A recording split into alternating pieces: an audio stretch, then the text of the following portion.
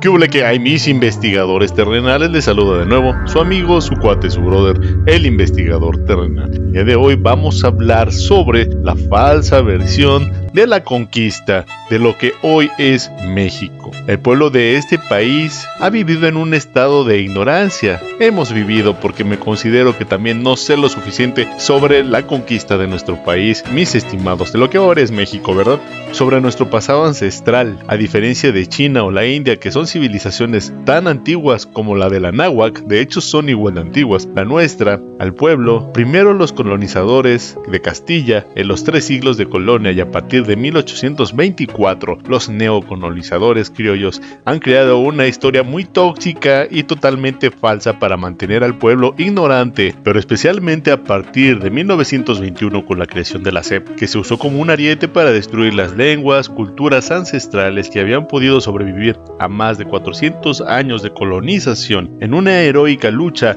y resistencia cultural. Precisamente la SEP empezó a mandar profesores con apenas el grado de secundaria a los pueblos nativos y campesinos para castellanizar, supuestamente civilizar y modernizar a los niños. El objetivo es supuestamente desindianizar a los estudiantes, como decía el doctor Guillermo Bonfil Batalla. Estos profesores, que actuaban como misioneros, fueron un caballo de Troya que destruyó una gran parte de la civilización de la náhuatl, que había logrado resistir con el mito del progreso, la modernidad y la ciencia. Estos profesores, con secundaria, empezaron su labor de zapa en las comunidades indígenas, nativas y campesinas del país, pero esta acción se mantiene hasta nuestros días. Desplazaron a las personas de conocimiento ancestral porque no sabían leer y escribir. El profesor con él, el cura y la autoridad civil se erigieron como los baluartes del saber y del conocimiento que llevaría a las comunidades al progreso y a la modernidad. Nótese que estoy siendo irónico. La sabiduría ancestral endógena fue desechada por este oscurantismo institucional, ¿verdad, PRI? Dentro de las 5 estrategias colonizadoras, que son suprimir la lengua madre para que no se transmita la cultura de generación en generación.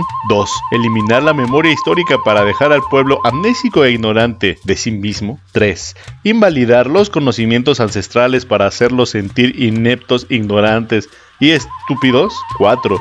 Que solo el de fuera sabe. Y 5. Despojar de los espacios, quitándoles no solo las mejores tierras, sino los espacios comunitarios y sagrados, y finalmente combatir la espiritualidad ancestral para imponerse a sangre y fuego con una religión ajena, en la cual ellos están excluidos. La SEP enfocó en las 2 primeras estrategias. En las escuelas se les prohibió a los niños hablar su lenguaje madre. Si lo hacían, se les golpeaba, y si insistían, se les multaba a los padres. Se supone que a principios del siglo XX, más del 80% del pueblo hablaba la lengua madre. Gracias a la SEP, la radio y la televisión, hoy en día solo se habla su lengua original el 6% de la población.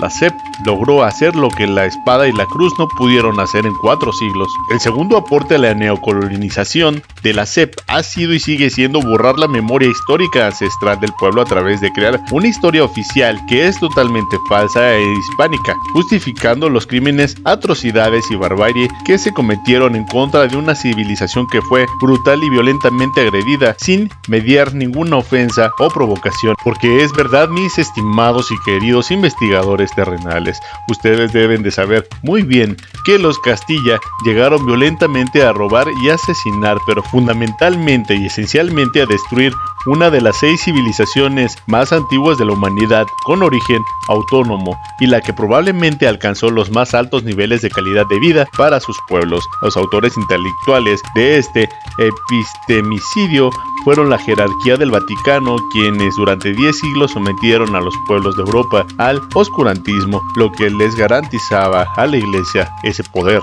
Para la SEP, sus libros de texto y muchos de sus profesores, lo que llaman historia prehispánica, solo es la historia tergiversada de los aztecas y la Gran Tenochtitlán, que apenas duró 196 años desde su fundación a su destrucción, y de los cuales solo tuvieron un pequeño y relativo poder. Los últimos 81 años a partir de que toman el poder de la Triple Alianza Moctezuma, Ilulcamina y Tlacaelel. La historia prehispánica de la SEP no explica y profundiza los 9800 años de historia ancestral de la civilización de la náhuatl, desde la invención del maíz y la agricultura en el valle de Tlacolula, fechado en el 8000 a.C., pasando por la cultura olmeca presente en San José del Mogote, Etla, en el 1200 a.C. y en Monte Albán, fue el esplendor teotihuacano de más de un milenio y que inició en Monte Albán en el 500 a.C. Fue el periodo suyuano del periodo postclásico en donde aparecen los mexicas como la última cultura nómada que baja del norte sin hablar náhuatl, sembrar milpa y tejer algodón. Menos aún la SEP no enseña a los niños y jóvenes de este país la sabiduría de la Toltecayotl, el arte de vivir en equilibrio, los valores y principios de una vida buscando la plenitud armónica del individuo, la familia y la comunidad, la filosofía de vida que llevó a nuestros antepasados, especialmente en el periodo clásico durante 1000 años, a alcanzar los niveles más altos de calidad de vida para todos los pueblos de la náhuatl. Hasta estos momentos, en el periodo neoliberal, la SEP lesionó profundamente e intencionalmente a la percepción psicológica del pasado, solo maneja la versión de los vencedores y hasta la visión de los vencidos. Escrita por los vencedores, en la narrativa histórica de la SEP, no están las voces de Cuauhtémoc, Cuitláhuac, Xicoténcatl, Ixchotl, Malinche o Moctezuma. No hay imparcialidad, solo discurso colonial, solo la verdad histórica, solo el pensamiento único de carácter colonial, solo la voz y la versión de los invasores, detentadores del poder hasta nuestros días. Es por ello que nuestro actual presidente, Andrés Manuel López Obrador, queriendo sanar todas esas mentiras y engaños de los cuales habíamos sido víctimas por la institucionalizada SEP y que ahora debe de cambiar y va a cambiar por la visión de nuestro líder, que solicitó en unas cartas enviadas al Vaticano y a la corona española que se le pidiera perdón a las culturas nativas de América, y que bien el Vaticano sí lo hizo, realizó un comunicado. La corona española, falta de humildad, no lo hizo e incluso dio la carta a medios de comunicación para ser expuesta a medios nacionales e internacionales. Pero bien,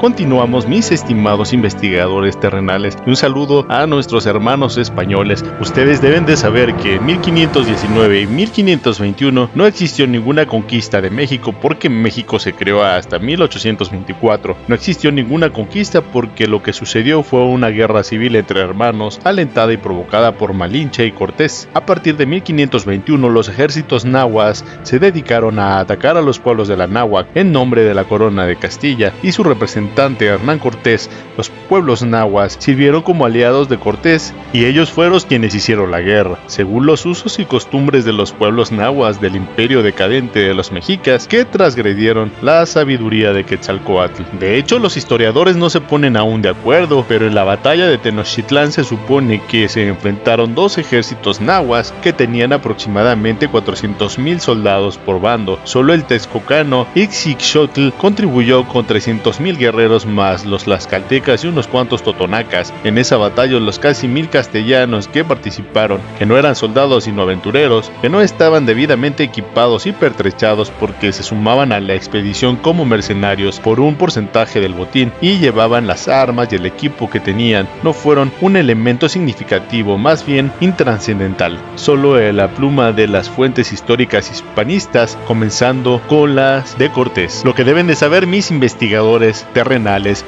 es que el factor más importante en esa batalla, casa por casa, que duró 2 meses y medio, fue la pandemia de viruela, que poco a poco se menciona en las fuentes y menos se dimensiona.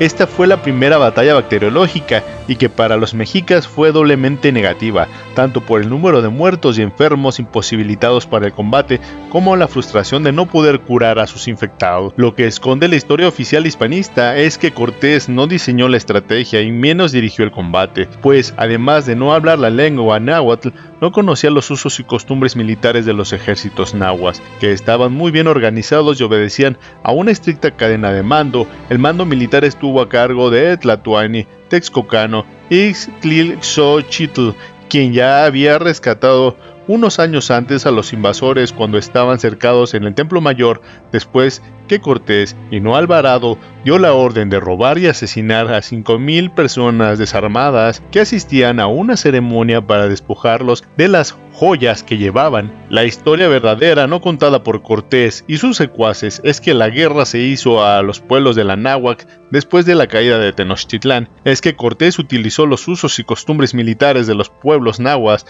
en los que los vencidos se sumaban a los vencedores para hacer la guerra a otros pueblos.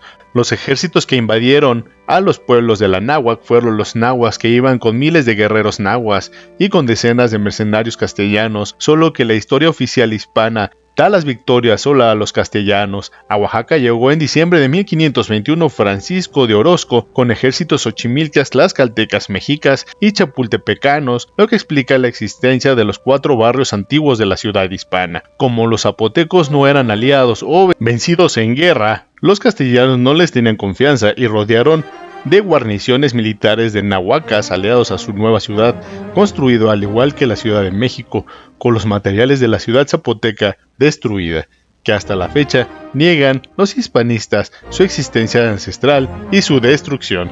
Los niños de este país desde 1921 han sido confundidos y engañados para que no tengan una memoria histórica, una identidad cultural ancestral, lo que los convierte en ciudadanos con baja autoestima, despreciando sus raíces culturales, su fenotipo, sus tradiciones y sus costumbres ancestrales. Gracias a la SEP, a esa antigua SEP, solo conocen de la antigüedad a los griegos y a los romanos, pero nada de su milenaria civilización, que esperamos que con este gobierno todo vaya cambiando paulatinamente, mis investigadores terrenales. Continúo. Los habían educado como extranjeros incultos en su propia tierra. Conocen la historia universal, pero no conocen su antiquísima historia local. Conocen la historia de Europa, pero de la náhuatl es totalmente desconocida para ellos. Aún ni los propios alumnos de la Universidad Anáhuac conocen la historia de la civilización del nombre que lleva su universidad para identificarse. La identidad cultural y la memoria histórica es fundamental en la formación de la conciencia del ser ciudadano, porque como personas, familias o pueblos somos lo que recordamos, y si no sé de dónde vengo, no sé quién soy y cuál es mi futuro. Solo sé obedecer, decir a sus órdenes, patrón, para servir a usted y tratar de igualar al colonizador explotador, no solo pintándome el cabello de rubio o poniéndome cremas blanqueadoras, burlándome y menospreciando la cultura madre, sino lo que es letal, convirtiéndome en otro invasor, colonizador, conquistador de mi propio pueblo y mi propio país. Esto fue lo que hasta hoy había creado la SEP. Conquistados, conquistadores, colonizados, colonizadores de sus propios hermanos y pueblos.